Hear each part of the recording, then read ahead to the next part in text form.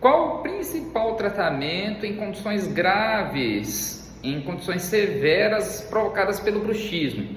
Ou seja, diante daqueles desgastes bem severos, com luxação ou deslocamento da articulação temporomandibular, muitas vezes associada a dores de cabeça, hipertrofia muscular, por exemplo, do músculo masseter, o principal músculo da mastigação.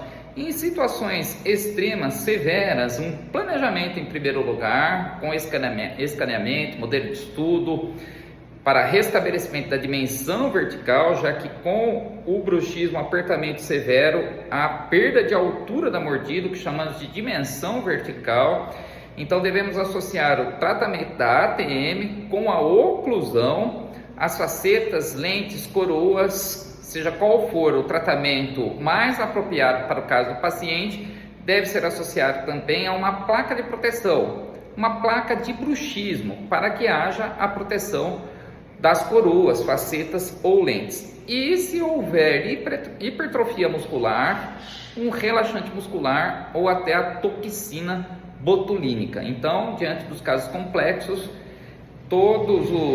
uma associação de fatores para tratamento deve ser levado em consideração para restabelecimento da saúde, da estética, da mastigação do paciente.